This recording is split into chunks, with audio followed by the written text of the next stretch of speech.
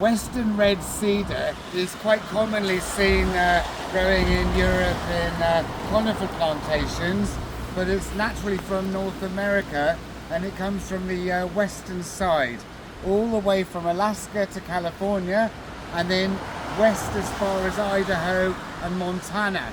It's a very tall tree and it looks very much like the Landii hedges you get. It is kind of very similar, but it's got this very red bark and it's really light coloured on the underneath side.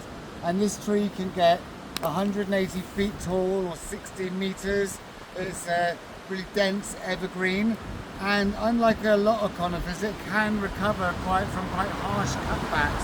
Most conifers are killed if you cut them back beyond the green growing bits, but apparently this tree can regenerate up to a point.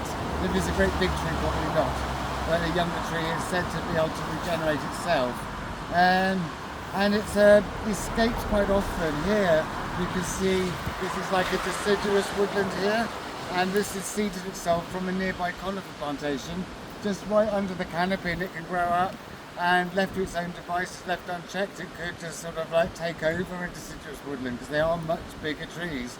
And of course our native plants are used to growing under deciduous trees, and they can't cope with growing under a canopy of evergreens. So it's not a good thing to have, really.